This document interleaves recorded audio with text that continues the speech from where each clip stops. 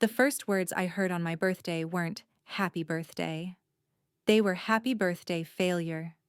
Ethan raised his glass, smirking with the kind of arrogance that only grows when it's been fed for years. Around him, his family chuckled, their laughter sharp as glass breaking in my ears. He added with deliberate cruelty, "You've given us nothing. No money, no status, not even a decent gift. You're an embarrassment sitting at this table." The candles on my cake flickered as if even they pitied me, their flames swaying like tiny judges in the draft of contempt.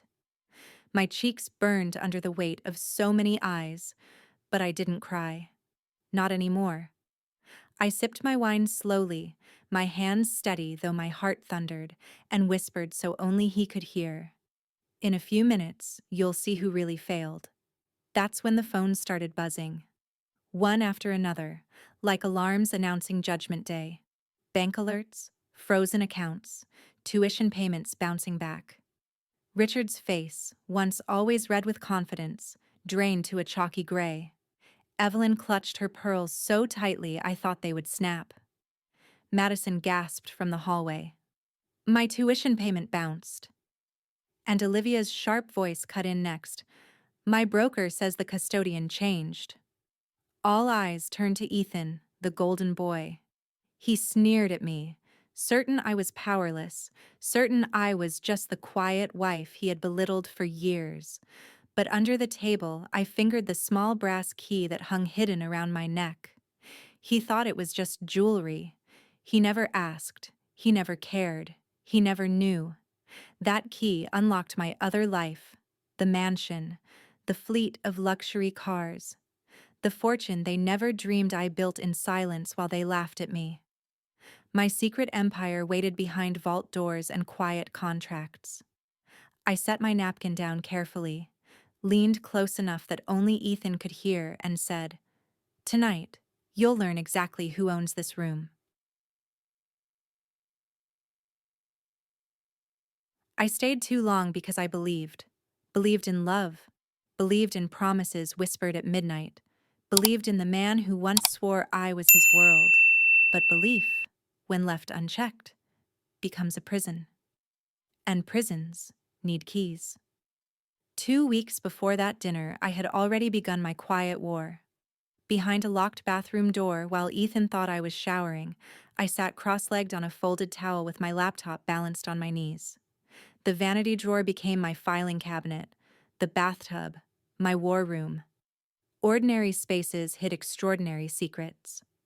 My fingers flew over keys as I built my defenses, trusts, transfers, protections. The water from the faucet masked the sound of my typing. Through the wall, I heard Ethan's footsteps. Heavy, entitled, careless. He thought I was preparing for him, but in truth, I was preparing to leave him. The crack in the foundation came at a downtown cafe. I arrived early for one of his strategy meetings. He liked to parade me around, like a trophy, but kept me silent while he talked. I sipped my coffee, and then I heard it. The whisper that broke me. His assistant, sugar-slick voice dripping with disdain, murmured, "She still thinks they're happy. Vanessa says he's filing after Q3. I didn't turn around. My coffee grew cold in my hands as my stomach dropped. In that moment, my marriage shattered, and all that remained was strategy. I realized silence, once my burden, could now become my weapon. That night, I called Dana Collins, sharp as a blade, loyal as blood. She didn't waste words. "If you're sure," she said, "we'll do this by the book. No drama yet. You'll need a new book, Claire, a quiet one." We named it Nemesis. Not because I craved revenge, but because I demanded balance. Order. Justice disguised as inevitability. Beneath Ethan's arrogance, I quietly built a lattice of protections. I moved assets he bragged about but never understood. I secured patents, deeds, and accounts he mocked as my little hobby. He thought I was playing with scraps. He didn't see I was building an empire beneath his feet. And still, I cooked his breakfasts. 4 eggs, kettle at 195 degrees, orange juice poured exactly 2 inches from the coaster. Precision masquerading as devotion, control perfumed as love. Until one morning, he referred to my mother, the woman who raised me on a cashier's wage, the woman who sewed my prom dress by hand, as that woman.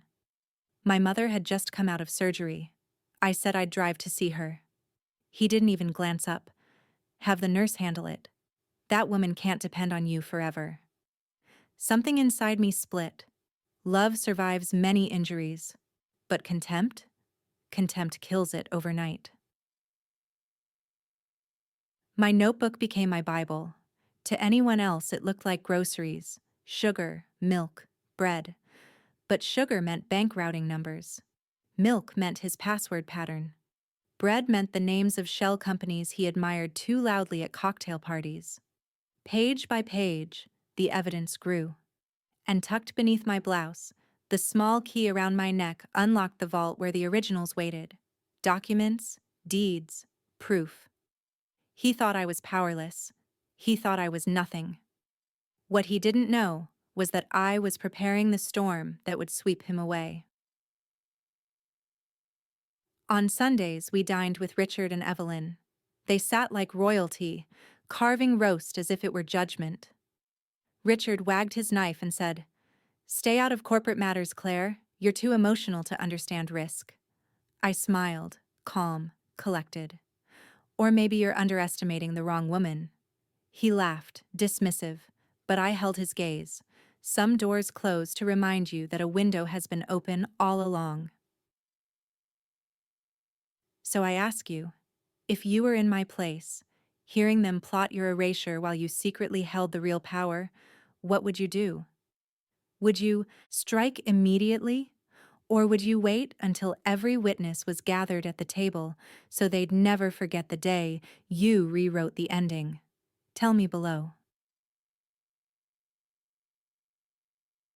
Before we dive deeper into today's dramatic story, remember to subscribe to Her Betrayal Stories and hit the notification bell. Here you'll always find tales of sacrifice, betrayal, and unexpected reversals. Where are you watching from? Comment below. Your story might inspire our next one. The chain around my neck and the black envelope hidden in my closet aren't just props. They're the countdown. When the hour strikes, one will open and the other will close. Which one? You'll see soon enough, but not yet. I wish I could tell you the storm passed quietly, that Richard's voice softened, that Evelyn's eyes held something warmer than appraisal, that Ethan looked at me as a partner instead of a placeholder. But storms don't end by themselves. They gather, layer by layer, phrase by phrase. 2 weeks before that birthday, contempt arrived like weather. It started small. A clipped sentence at the head of the table, a look that lingered too long, a hand that folded my presence away. Sunday dinners at the Carters were an exercise in optics. Roast carved at 7, wine poured clockwise, conversation choreographed so no one felt the need to think. Richard presided like a judge. Evelyn sprinkled corrections into the air like salt. The house smelled of roasted meat and old money. "You shouldn't speak on market matters, Claire," Richard said once, the knife pausing mid-cut. Emotions distort judgment. Best let Ethan handle what's above your head. I felt the fork in my hand go cold. I smiled thinly, swallowing the taste of humiliation. "Maybe," I said. "Or maybe emotion is what keeps judgment human." He laughed, an easy, dismissive sound, and Ethan joined him, the two of them sharing the amusement like a private club. Their laughter cut through me. If you've ever sat at a table where you were treated as furniture, decorative, silent, you'll know that ache, the slow erosion of dignity by manners. That same week, my mother had minor surgery. I told Ethan I would drive her home after breakfast. He didn't look up from his emails. "Have the nurse handle it," he said without inflection. That woman can't depend on you forever. That woman, my mother, who had raised me on thrift store courage and patience, was reduced to a pronoun. The sentence hit me louder than any shout. I carried his omelet to the table, placed it like I had placed my whole life, carefully, quietly, and invisible. I filed the moment away. A few days later, the fracture widened at the corner table of a downtown cafe where they staged their strategy sessions. I arrived early, the sunlight catching the rim of my coffee cup. Behind me, voices folded into one another, sweet, venomous, practiced. She still thinks they're happy, his assistant whispered, tone lubricated by contempt. Vanessa says he's filing after Q3. Clean break. Post-nuptial in place. My fingers tightened around the cup until the ceramic burned my palm. Vanessa. Filing. Clean break. The words dropped like gravel into my chest. I did not turn. Silence can be a blade if you sharpen it well. When Ethan came in, composed, polished, the smile of a man who never feared consequence, I let him sit in his myth. He talked markets. I listened, cataloging every phrase, every claim, every overreach he made. Behind the polite cadence of his presentation, I heard the hollow where my work lived. Pythia, the algorithm I had built, the code I had written bleary-eyed, at 2 a.m., paraded as his genius. That night, I began to write with a different hand. Not memories, not pleadings. Facts, dates, transfers, account numbers, the names of shell companies he admired at cocktail parties. My notebook looked like grocery lists to anyone who glanced. A smear of sugar, milk, bread. But sugar meant routing numbers. Milk translated to password patterns. Bread became LLCs. I tucked it between sheets in the linen closet, where it would smell like detergent and sleep, and be less likely to be found. Dana called it my quiet war journal. She stood opposite me like an unblinking sentinel. No confrontation yet, she told me. Patience is your blade. You will strike on paper first, not with a scream. The Carters loved spectacle. Ethan loved to bring me to boardrooms like an ornament, smile, nod, applaud his own lines. Once, an investor leaned forward and asked the dangerous question, Ethan, how does Pythia handle mid-cycle volatility?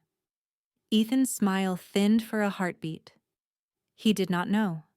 I did.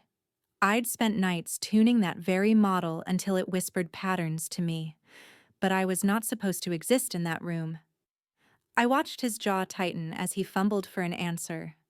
Richard smoothed the moment over with a story. Evelyn offered a polite, trained laugh.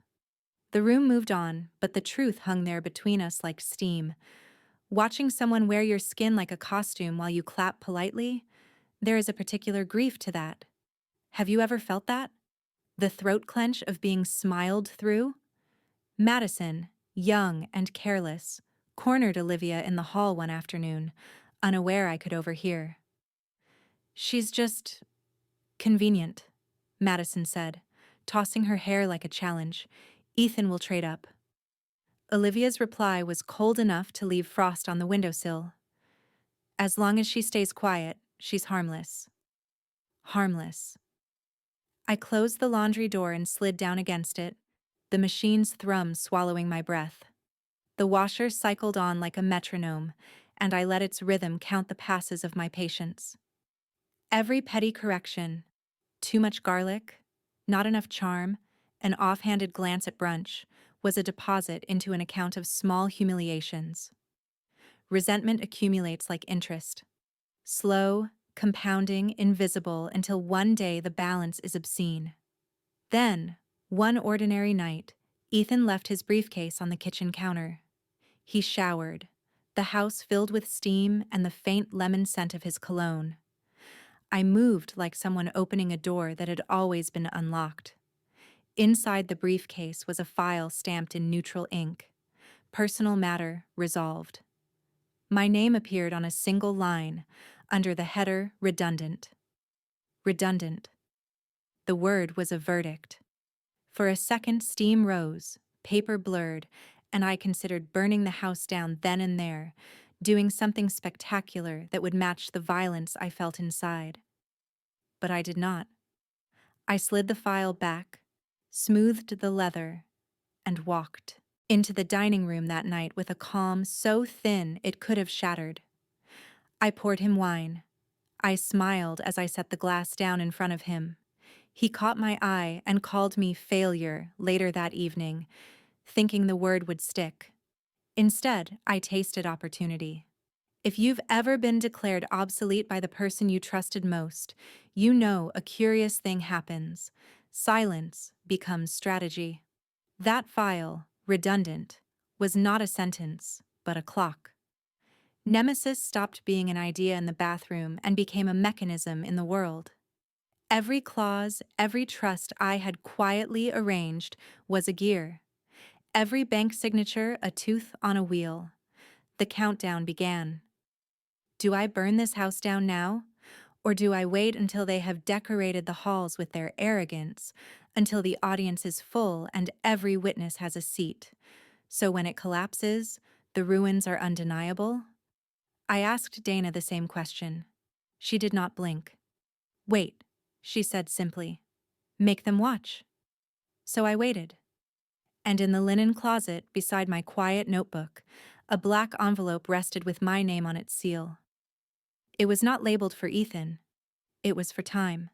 Tell me, if you were me, would you strike immediately or watch them take their final bows? Would you write the ending in the dark or announce it under the chandeliers? The choice was mine. The clock kept turning. If you've ever stared at your reflection and asked, am I powerless or am I waiting? Then you'll understand where I stood. Because for weeks, I lived inside the silence between humiliation and revelation. And then, the silence cracked. It was midnight. Ethan slept in the master bedroom, phone clutched like a second pulse. I slipped into the bathroom, turned on the faucet just enough to mask the keyboard clicks, and perched my laptop on folded towels. Steam rose from an empty tub, an alibi if he came knocking. On the screen, spreadsheets bloomed like a secret garden only I could tend. Routing numbers shifted. LLC filings appeared under Nemesis Holdings. Custodial rights crept from his family's control to mine. Each keystroke was a rebellion stitched in code and law. Then, footsteps. I froze. Shadows moved under the doorframe. His pause was long enough to hear my heartbeat. If he asked, I'd claim insomnia, maybe a shower. But the steps moved on, fading down the hall. That's when I realized I wasn't powerless. I was patient. A week later, I attended another board presentation, silent, ornamental, rehearsed. Ethan spoke of Pythia like it was his brainchild. Our algorithm anticipates volatility with unmatched precision, he told the room. A silver-haired investor raised a hand. What's the stress test output under dual market compression? Ethan faltered. His smile froze for a fraction too long, my hands clenched in my lap. I knew the answer. I'd written the model, but I stayed quiet. Because silence, when chosen, can become a blade. I watched him scramble, Richard cover, Evelyn smile, and I thought, your empire is already cracking, and you don't even hear the sound. Later, I called Dana. She was the only one I trusted with the unvarnished truth. This isn't just about leaving, Claire, she said. This is scorched earth. Once you pull the trigger, there's no going back. I know. You'll have to look him in the eye while everything he worships crumbles. Can you do that? I thought of my mother's tired hands, of Ethan's smirk at Sunday dinners, of Evelyn's disdain, Richard's arrogance, Madison's sneers. Yes, I said. I can. The envelope waited in the hall closet, its seal tight. Inside were documents. Custodial transfers, lien calls, trust triggers, all lawful, all precise. The moment it moved from my hands to Richard's desk, the dominoes would fall. Sometimes I stood in front of the closet, staring at the door, whispering, "Not yet. Wait until the stage is full. Wait until the audience applauds their arrogance. Then, let it drop." It came unexpectedly. Ethan stumbled home one night, ring absent, tie loosened. He tossed his keys onto the marble and said, almost casually, "Claire, we should talk about separate accounts. Clean lines? You. No? Separate," I repeated, as if testing the word on my tongue. "Just financial housekeeping." He didn't meet my eyes. "It's better for the firm." Better for the firm. Not for us. Not for me. I smiled gently. "Of course, Ethan. I'll make the necessary adjustments." Inside, I thought, "You've already lost them." Around my neck, under blouses and sweaters, hung a small brass key. To Ethan, it was a trinket. To me, it was access, the safety deposit box where the originals rested. Deeds, patents, custodial rights, every proof that Pythia was mine. When my fingers brushed it, I felt steady, anchored, dangerous in my own quiet way. One morning, I drove Madison to campus at Evelyn's request. Madison scrolled her phone, smirking. "You know, Ethan's already planning. Vanessa's practically family. You'll be gone soon. Everyone knows." I didn't respond, but I memorized the curl of her lip, the smugness in her tone. Because sometimes, the cruelest thing isn't betrayal, it's certainty. Their certainty that I was weak, harmless, redundant. That certainty would be their undoing. By now, Nemesis Holdings was complete. The network of trusts, custodians, shell entities, all interconnected. If Ethan or Richard triggered one clause, 10 more snapped shut. The Carter Empire was a spiderweb they didn't know they were trapped in, and I was the spider. One night, while Ethan slept, I sat by the window. The city breathed below me, cars rushing, lights glowing, lives intersecting. I thought about leaving quietly, about taking my notebook, my key, and starting over. But then I remembered his words. "Happy birthday. Failure." Failure? No. I would not slip away like smoke. I would stand in the dining room, look him in the eye, and watch his kingdom collapse at my fingertips. That's when I decided the envelope would not stay hidden much longer.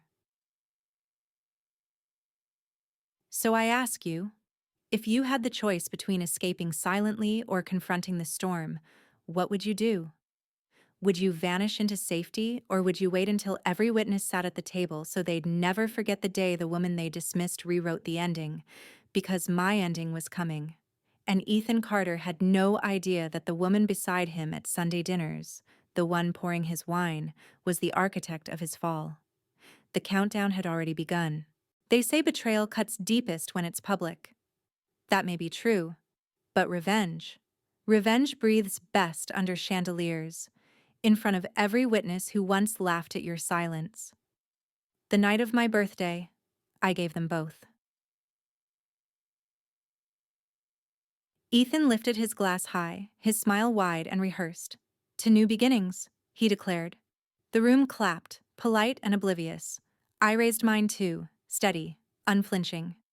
"To endings," I said. "That teach us who we truly are." Phones buzzed like hornets. Richard's face paled as he read an email. Evelyn clutched her pearls. Madison's voice cracked. "My tuition, my account. What happened?" Olivia scrolled furiously. Ethan's jaw flexed. "It's nothing, a system glitch." He turned to me with narrowed eyes. I set my glass down. "In 5 minutes," I said softly. "This room won't belong to you anymore." I slid it across the linen tablecloth, black against white. The room hushed. "What's this?" Richard asked, his voice already trembling. "Proof," I said. Ethan tore it open. His eyes darted across the pages. Custodial transfers, liens, trust triggers, all signed, all legal.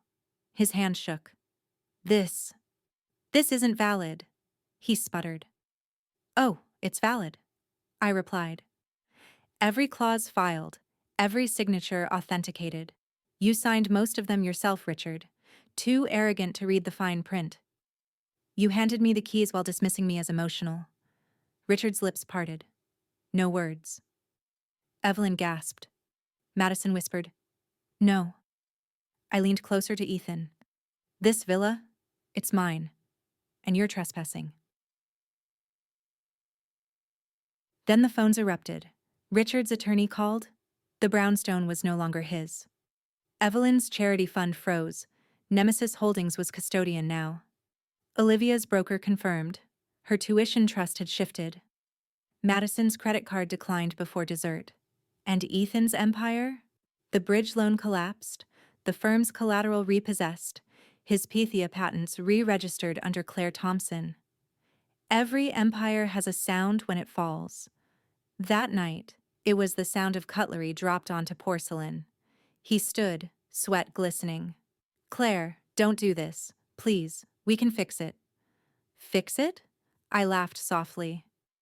"You paraded me like furniture. You sneered at my mother.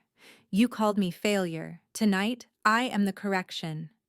"Think about appearances," Evelyn hissed. "I am," I answered. "That's why I waited until all of you were here, so none of you could pretend ignorance later."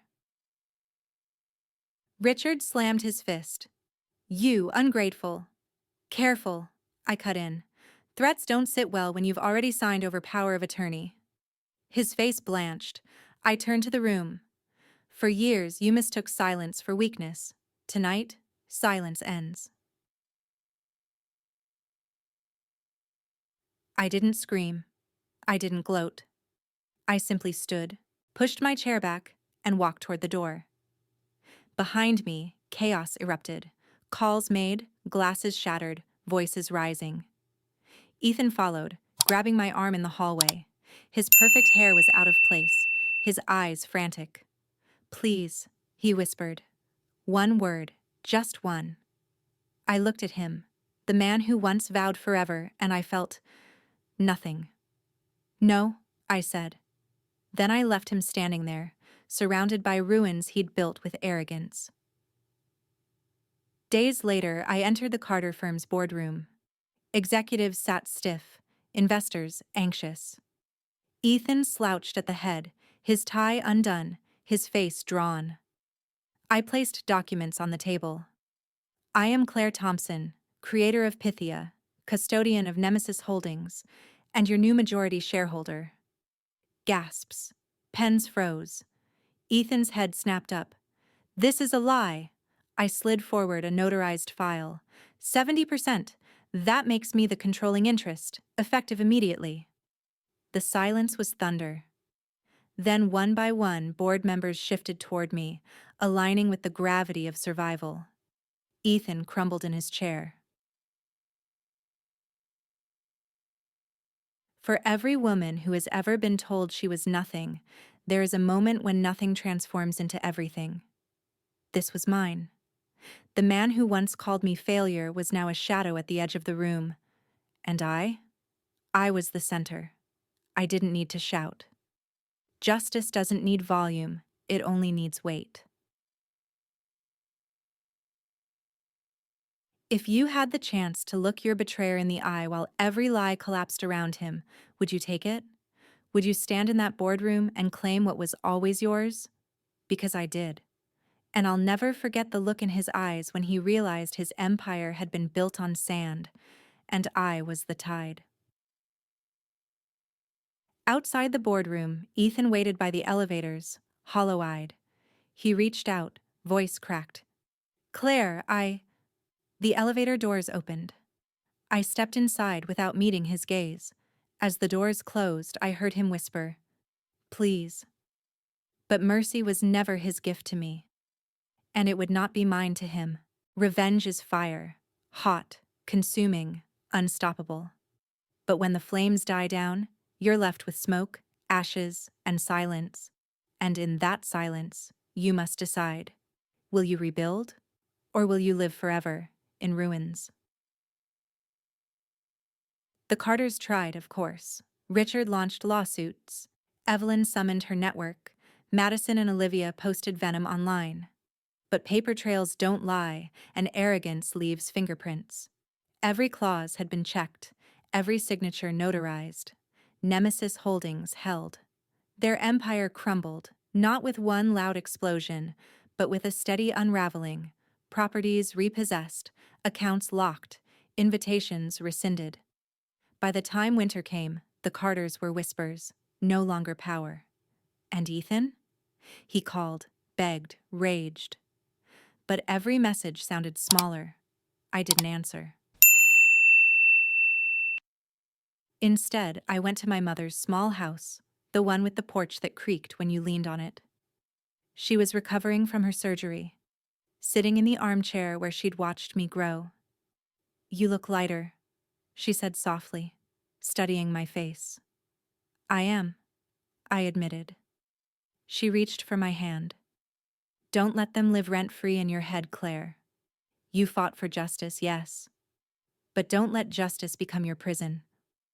Her words settled into me like seeds in soil.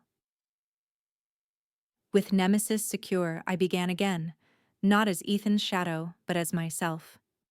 Pythia became more than a stolen idea. I rebuilt it under my name, offered scholarships to women in data science, hired single mothers, funded projects overlooked by arrogant men in boardrooms. It wasn't charity, it was rebalancing.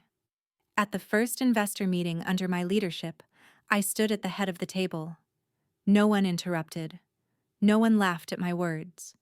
And for the first time in years, I spoke without swallowing myself. Rumors trickled in. Ethan moved into a rented condo. Vanessa left him after his accounts froze. Richard refused to take his calls. Evelyn cut him out of the family circle. One evening, I saw him across the street near a cafe, hair unkempt, suit ill-fitting. Our eyes met through the glass. He looked smaller. He lifted a hand, half wave, half plea. I shook my head slowly and walked away. Because closure isn't a conversation, it's a decision.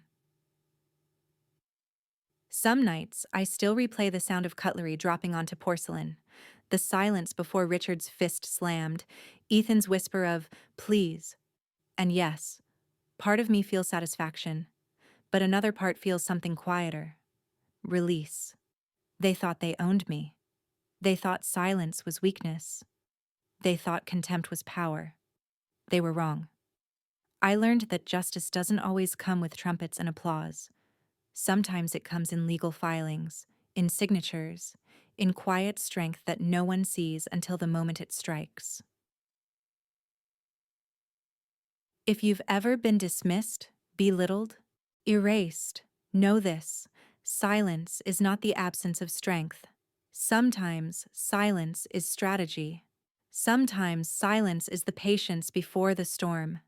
Don't confuse endurance with weakness, and don't let anyone convince you that your worth depends on their recognition, because one day the door will open, the chandelier will shine, and you will step forward, not as a victim, but as the architect of your own ending.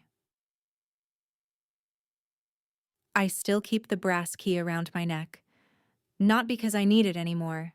The vault has been opened, the empire transferred, but as a reminder that inside the smallest objects, the smallest choices, lies power. On my next birthday, I didn't throw a lavish dinner. I sat with my mother on the porch, a simple cake between us. We laughed until the candles melted. No violins, no chandeliers, no phones buzzing with panic, just peace. And peace, I realized, was the real revenge. So I leave you with this. If you were betrayed, if you were underestimated, if you were told you were redundant or nothing, what would you do? Would you let their words define you? Or would you write your own ending? Because endings are not given, they are written. And this was mine. What about you? Have you ever been dismissed, overlooked, or underestimated and later proved them wrong? Share your story in the comments. Someone out there may need to hear it. And don't forget, subscribe to Her Betrayal Stories for more journeys of sacrifice, betrayal, and tables turned. Every week, we tell stories that remind us no one suffers in silence forever. This story is a work of fiction or inspired by real-life events. It is created solely for the purpose of emotional reflection, storytelling, and entertainment.